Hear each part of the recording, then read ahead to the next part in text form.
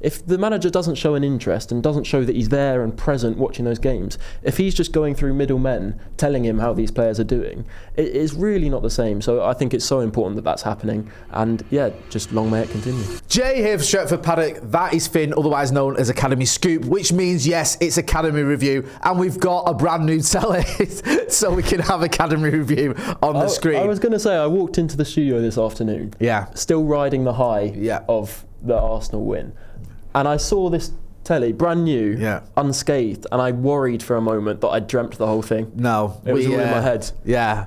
We were like proper little worker bees this morning. We went out, we got a new telly, because we thought, whilst it was funny, I didn't mind it at all, because, if you don't celebrate goals like that, then just don't bother being a football fan.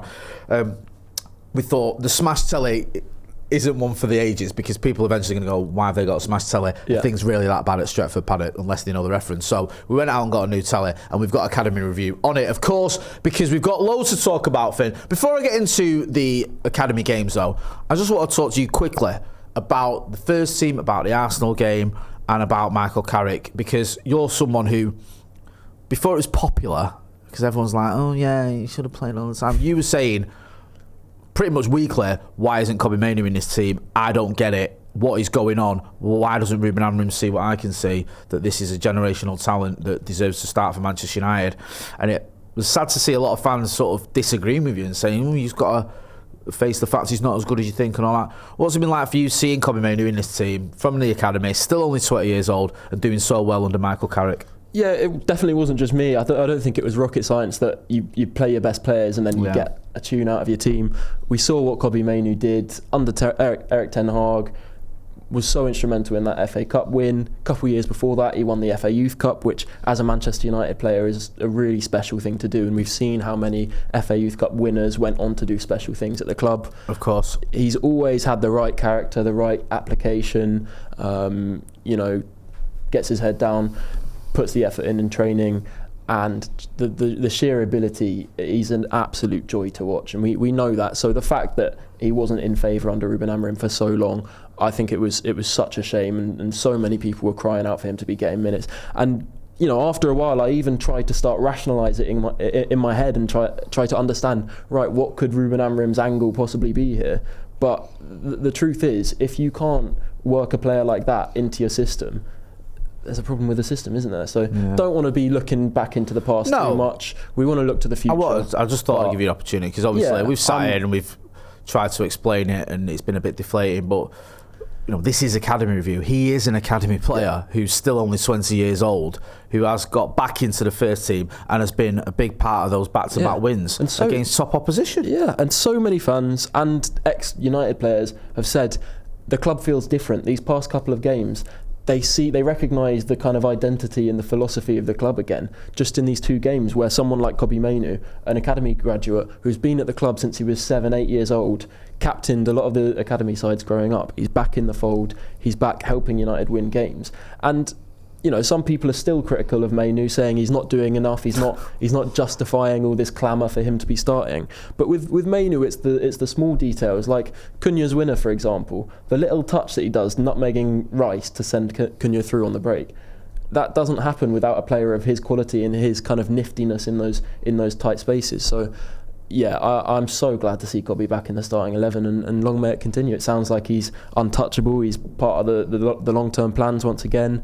They're talking about a new contract. What a difference a month makes, eh? He was on his way out about a month ago. We thought he was going to Napoli, or we were going to, that wasn't that long ago. I was stood outside Old Trafford talking about us bringing in Conor Gallagher and getting rid of Mainoo. I just think, thank God he wasn't pushing for a permanent move. Yeah. Because we could have easily sold him to Chelsea, Napoli, one of these bigger teams who were coming in for him in January or last summer.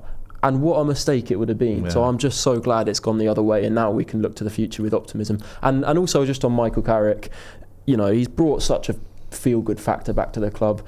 Another thing he's done is he's turning up to the academy games. He was at Leigh Sports Village for the Sporting game that we'll talk about later on. He was at Old Trafford for the FA Youth Cup fixture against Derby. As we film this, United are playing Brighton's under-21s, and he's there at Carrington. And, it's just something that we didn't see under Ruben Amorim. Do you know what, Finn? Right, and I don't want to use this as an excuse to have a dig at Ruben Amorim, because I think we've spent enough time talking about the failings of the former manager, but it's good to see someone like the manager, Carrick, at academy games, and it matters to me that. Yeah. It's important. You can talk about identity and DNA and all that, and sometimes those words and sentences become meaningless. But I think at Manchester United, I firmly believe we are different. As a football club, we are different from any other club practically on the planet. There's no club that's got the sort of connection with its academy like we have. There's no club that's won a Champions League. I'm not talking about European Cup when Celtic did it. A Champions League having 6 of your team from the academy. There's no team that has this consistent, almost 100 years of having an academy graduate in the squad. You know that is an important part of this club. The Busby Babes, the Fergie Fledglings, from more recently to players like Kobbie Mainoo, of course. That has always been a big part of Manchester United. So when you see the manager go into academy games, it matters, and it impresses me, because I think you need to embrace that. Yeah, absolutely, and it matters to the players. It matters to the players' parents. They see that the manager is taking an interest, and suddenly that pathway looks so much more attractive and so much more accessible to think that, oh, actually, this manager is keeping an eye, and if I perform well while he's watching, maybe he'll give me a chance. If the manager doesn't show an interest and doesn't show that he's there and present watching those games, if he's just going through middlemen telling him how these players are doing, it is really not the same. So I think it's so important that that's happening, and yeah, just long may it continue. Yeah, I know a few parents who have got kids in and around Manchester United at sort of younger levels, and they do look at that kind of thing. It matters to them. They do notice it. There was a tweet from one of the more notable United academy players, one of the star under-18 players, basically saying, this is what we should be seeing from United. This is what United that I know looks like. And so they definitely are taking notice of it. Good to see. Good to see they're taking notice, and good to see that it's a positive thing they're noticing, and hopefully we'll see more academy players in the first team for many, many years to come. Let's talk about the academy then. Where do you want to start? We will kind of go in reverse chronological order here. We will start with the FA Youth Cup, because that's the big one. That's the special one that we really keep an eye on each season, because Manchester United and the FA Youth Cup, name a better duo. Well, you were doing was this the one you were doing the honours for? Were you on socials for us? Yes. Yeah, covered the socials for this game from Old Trafford. There was over 2,000 fans in attendance, so a good little turnout for an under-18 game. Obviously, if United progress into the later stages, I'd expect that to ramp up a lot more. What I'd love this season, don't want to get ahead of ourselves, but seeing a repeat of the final from 2022 where we filled up Old Trafford against Nottingham Forest to win the FA Youth Cup. It was so good special. that I was next to the Forest fans, and it was fantastic. It was great. One Forest fan fully lost his head, got chucked out, kicking off, trying to fight United fans. You're like, yes. At a youth game, absolutely levered out of his head. Even the Forest fans were like telling him, what are you doing? And it was great to see. It's football heritage. Yeah, absolutely. Darren Fletcher was back in the dugout for this one after his interim stint as the first team boss. Really good to see, because he'd started the season very well with the under-18s. It was really an exciting appointment within the club. Not many people expected him to take this job, but he did very well, and is clearly such a good kind of figurehead to be leading these young players with his wealth of experience and also quality as a coach. So that's really good to see him back there. So United were facing Derby County, hosting at Old Trafford. Really strong opposition, to be fair, to be facing early in this competition. They came away from a 3-0 victory against Cambridge in the last round, and they sit 4th in the under-18 Premier League North. 2 points behind Everton at third, 19 points behind United at second. Unfortunately, United still just behind City, but still time left to go in the season. And there was quite a star-studded attendance in the director's box at Old Trafford. Obviously, we've already mentioned Michael Carrick. His coaches, Jonathan Woodgate and Steve Holland, were also there. Christopher Vivell, Jason Wilcox, and also Wayne Rooney. So quite a good turnout there. Wayne Rooney was there with Kai on the bench for a potential FA Youth Cup debut, so that's another bit of heritage there. There's a lot of family ties throughout the academy, especially at the moment. You've got Fletcher with his 2 sons doing really well in the under-21s. Obviously, Jack recently making his debut. You got Kai Rooney, Wayne Rooney, and even Michael Carrick's son, JC Carrick, is just starting to break through into the under-18s. So, and people will talk about nepotism, but these are all really, really high quality players. So it's special to see. But yeah, it was a competitive affair. I think people expected United to dominate on the ball, and they did. We had a lot of the ball for basically the whole 90 minutes. There was a bit of an absence in the midfield of Jim Thwaites and Amir Ibrahimov, who usually offer so much kind of penetration through the middle, a lot of creativity and dynamism. Unfortunately, they're both injured at the moment, and I think that was clear to see with a little bit of lack of creativity and chance creation in the middle. Jiraiya Shah and Rafe McCormack filled in for them with James Bailey playing as a number 10, and they did well, to be honest, but I think United clearly were lacking that experience, because Thwaites and Ibrahimov, they've trained with the first team on a number of occasions, really solid performers, and they're a reason that United dominate these under-18 games a lot. So a lot of the chances early in the first half came from Chido Obi, JJ Gabriel, who's obviously the star man. And I think one of the clear plans of Derby County was to minimise the influence of Gabriel, because we know what he can do.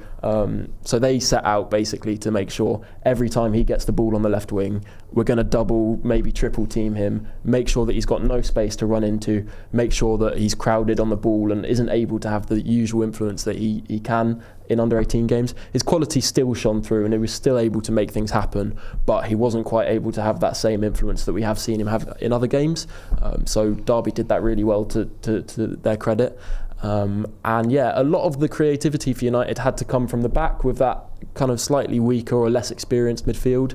Godwill Kokonki and Daniel Armour in particular are really good at this. Kokonki playing as a left back, which I still think is crazy at his height and his kind of physical stature to be playing as a full back, but he does it so well. He got up the pitch so many times, a lot of kind of mazy dribbles, taking it on by himself and pushing United up the pitch. Daniel Armour as well, knowing when to push the ball forward, when to pass, when to hold on to it, showed a lot of quality and a lot of experience, so they were really good. But United weren't able to find the breakthrough in regular time. They dominated the whole 90 minutes, created so many chances. Derby had a few of their own, but usually on the break, and our keeper Cameron Byrne-Hughes did really well actually to keep them out. He was very proactive off his line, made one really important tackle rushing off his line, which could have easily been a penalty if he didn't get his timing right, but he did. Really impressive to see.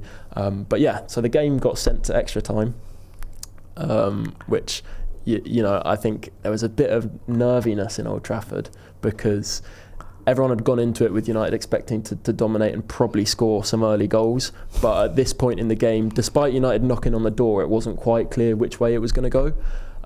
We made a few second half substitutions. One of them was James Overy, who finally was able to kind of force the breakthrough for United, although Derby will feel pretty hard done by because it came through an own goal. It was a really good delivery into the box from James Overy, straight into the 6-yard box, and Derby's defender just got caught on the wrong side and ended up tapping it into his own goal, and that was the breakthrough finally. I mean, we got there in the end, and we got through. That's what matters. Yeah. Obviously, I always feel sorry for the youngsters when there's so much expectation and a lot of pressure, like you mentioned there. And obviously, I don't know if they knew, but the sort of the hierarchy are all watching from the stands as well, which adds to it. So the main thing is to get the win, and it sounds like, despite the fact it was, wasn't easy, the United deserved it. Yeah. I mean, you talk about there about this sort of the changing atmosphere and things feeling a little bit different, and sort of the family connections and that kind of thing.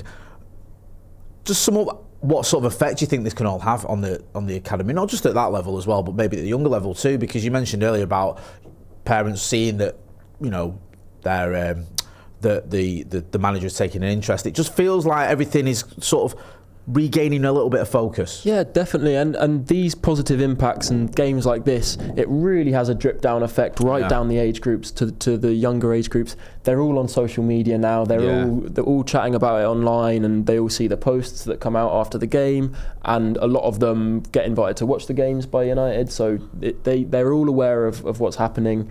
And games like this, where you see big wins in the FA Youth Cup, such a prestigious competition. With United have so much history in it. So many good players have come out of FA Youth Cup winning teams. It's massive for the morale across the club, not just the young players, but also the academy staff, the coaches who work so hard to make sure that these players have the right guidance, are coached well, but also off the pitch becoming good people and developing as people. I think it just has an enormous effect, and you see that pay dividends eventually in the first team, because you have players like Kobbie Mainoo, for example, who can have that positive influence. And also, we talk about someone like JJ Gabriel, who is clearly one of the stars of his age group, clearly got such a bright future. We worry that, players like that might have their heads turned by other clubs maybe showing more ambition or more of a pathway. And so it's so important that games like this happen to kind of restore that faith in the pathway and restore the faith in the academy, and make sure it's clear that it's an important, highly valued part of the club and that these players have a real future. So yeah, it really can't be understated, the impact that this kind of game has. Good stuff, man. Love that. What's next? There's a little bit more of this one. Oh, sorry, forgive me. After the first goal, the floodgates finally opened. Yeah. United had been knocking on the door the whole game. Chido Obi very quickly followed up with another goal. He was played over the top, the ball kind of fell loose. Again, a little bit of a mistake at the back from Derby, and he finished excellently. A really nice chipped finish, and then into the bottom corner. Very nice, kind of typical Chido Obi. It's been a weird one with Chido, hasn't it? Because there was all this expectation and sort of pressure, I would say, because he got put into the first team so early. 17 years old, United aren't scoring, Rasmus Højlund's going through one. And it wasn't just a case of, we'll give him some minutes. There's people actually looking at him as the answer to our problems. It didn't quite work out for him. I thought his performances were good. He just didn't get the goal, which you're always going to get judged on as a striker. Then he goes back into the academy. Then you had the moment where Ruben Amorim mentioned him, and it didn't seem to be like a positive, if you will. Weird just moment, an odd thing it? To say, to be honest with you. I'm trying not to focus on Ruben Amorim, but sometimes I can't help it. It is relevant. Now he's going, obviously, back into that team, getting goals again. It has been an almost difficult start, I feel, for him in some ways, because of the sort of all the noise that was around him, especially when he left Arsenal and came to United, because all the Arsenal fans were turned on him and tried to make out like, as soon as he started in the first team, he didn't score, that he was the worst player ever, when obviously he's a very, very talented youngster. Yeah, I think it probably has been a little bit of a difficult phase for him, maybe in the last 6 months. I think especially when you start so well, he got pushed straight into the limelight probably earlier than he should have. Got his Premier League debut, and to be fair, in those couple of appearances off the bench that he had, many people felt that he'd shown a bit more than Rasmus Højlund was at the moment. I thought he played well. Yeah, especially when he came on against Fulham in the FA Cup. I thought he did very well.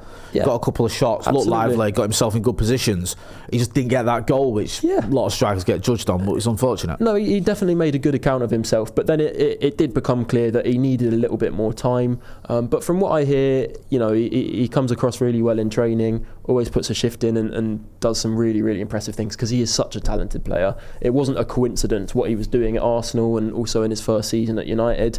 And, things have slowed down a little bit for him. He's more playing under 21 football, where it's a slightly different ball game, and he's had to learn slightly different aspects of being a striker, especially playing against more physical defenders and not necessarily having so much space to run in behind with. So, it's been a bit of a learning curve for him, but at the end of the day, I think he's still well on track to become a top striker. Still got plenty of potential, and still, for me, got a future at United. So whether that comes, with him gradually being integrated towards the end of the season or next, or if he's maybe going to be loaned out at some point, I think regardless, he's still got a big future at United, and hopefully he can just stay focused and keep working towards his goal. Yeah, I completely agree. I think we're in the second half of extra time. Yeah, so United had created a bit of a safety buffer, a bit of breathing room, but it was a really kind of frenzied end to the game. Very, very nervy finish, because in the second half of extra time, Derby were able to pull one back. Oh, here we go. So Cameron Byrne-Hughes had been so good up to this point, being proactive off his line. He's very aggressive in that sense, pushing out of his goal. But he did over-advance a little bit on this one as Derby played forward, got caught out off his line, and Derby were able to round him and pull one back. And that made for an interesting final 8 to 10 minutes. They ended up having a lot of opportunities, a lot of shots on goal, and United were pinned back just to kind of see off this barrage of attacks. And we did it. United showed a lot of fight. The second half substitutes helped out a lot. Kai Rooney made his FA Youth Cup debut. I mean, off the bench. honestly, that doesn't make you emotional when you see that. See Wayne Rooney in the stands. Him on the stands watching his son make his debut like that. That's special. Something different. And he's only 15 and he played really, really well. I'd say it was almost, the way that Cunha can come off the bench and get on the ball, start making things happen, disrupting things, pushing forward on the ball and carrying it. It was quite kind of similar to that, his performance, where he was able to carry the ball really well, create some threat in the final third. And yeah, it was quite impressive. Duka and Koto, another really talented young player, made his FA Youth Cup debut. And then you had the likes of Jay McAvoy coming off the bench as well. And United were able to shore things up and see off these late attempts from Derby. And yeah, they progress into the next round of the FA Youth Cup, where they'll face Oxford United away. I believe it's on the 21st of February, but that needs to be confirmed. But yeah, United can be very proud of their performance because they showed a lot of grit to get through it. Good stuff. What we want to see, it's always a big eye on the FA Youth Cup, isn't there? Because that's the sort of, it's even though there's lots of other competitions and games and trophies to be won, it's the one everyone focuses on. You mentioned it earlier. People sort of bring up the FA Youth Cup wins. I do it all the time. You talk about the Busby Babes, the class in '92, and there was, I think we won it in '95 as well, and won it more times than any other club. Yeah, so obviously the Pogba, Ravel team, and so many great more teams. Recently, Kobe Mainoo and Garnacho winning it as well. Radek Vitek, he's another one who's still, for me, got a future. There you go, you see. Yeah.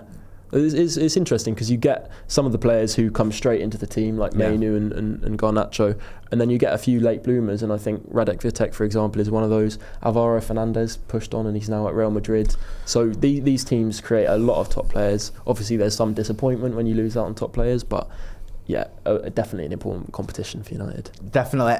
Let's talk about a bit of European football then. Yeah, in a way. So the Premier League International Cup under-21s. Again, Travis Binion was back in the dugout for this one, back in charge of the 21s, having assisted Darren Fletcher on the sidelines during the little interim stint that they had. So yeah, United were hosting Sporting Lisbon at Lee Sports Village, coming off the back of a 2-0 victory against Borussia Dortmund in the previous round of the competition. So two really, really strong sides, prestigious academies who are known for producing top players.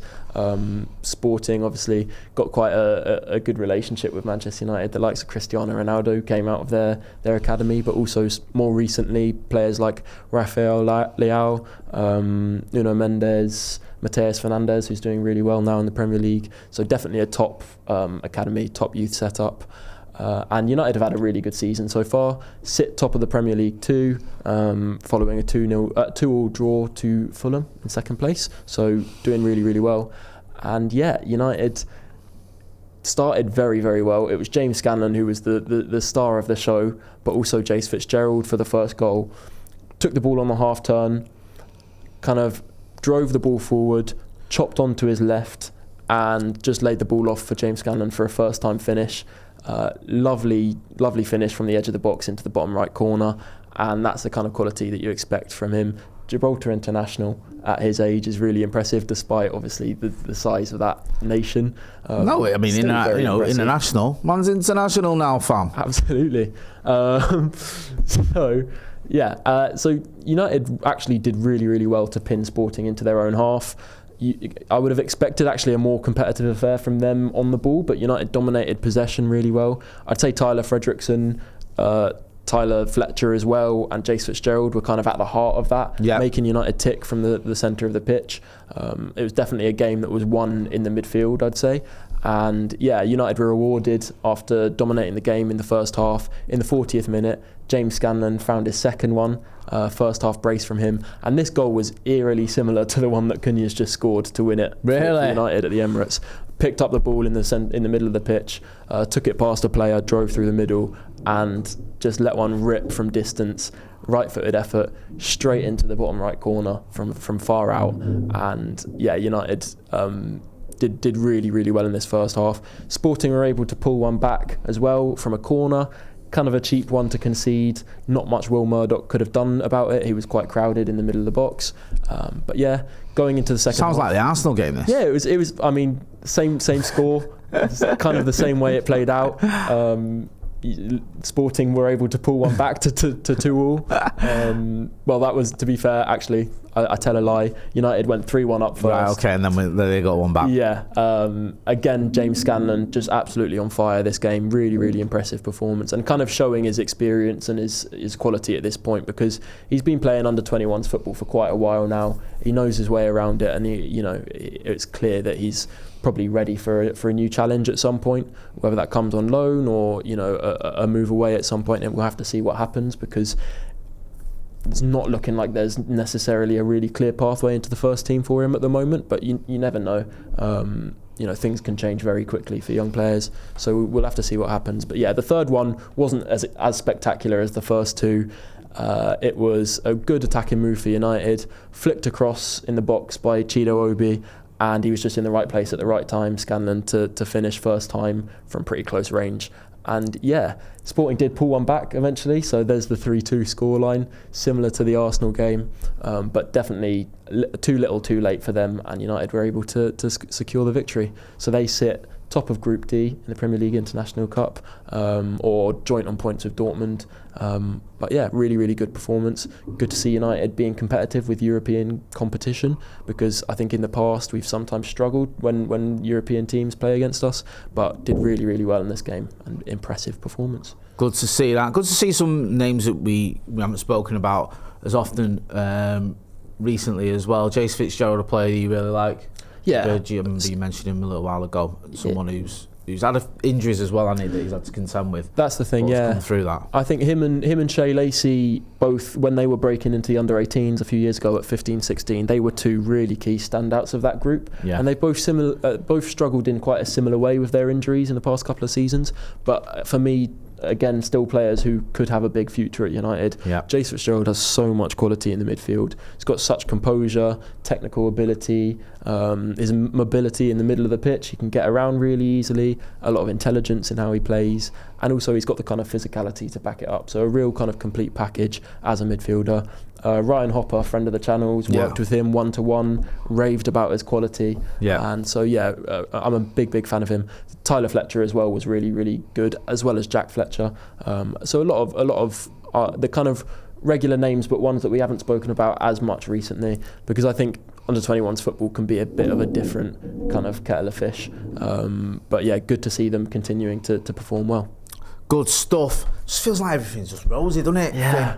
It used to be a time when you used to come here and cheer us up because everything was terrible, and now it's like you're just adding to the happiness, which is what we want to see from Manchester United and from Academy Review in particular. Don't forget as well, Finn is going to be on the channel a lot more. He has been on loads, we're going to have him on loads more, but go and check him out, Academy Scoop, on all your socials, giving you all the updates on the under-21s, on the Academy team, what's going on, any players you should be keeping an eye on, and any news that could be breaking as well. He's got you covered on that front. That's been Finn, I've been Jay. This has been Academy Review. Don't forget to hit like, share and subscribe, and check out the links to the merch. And thanks for watching.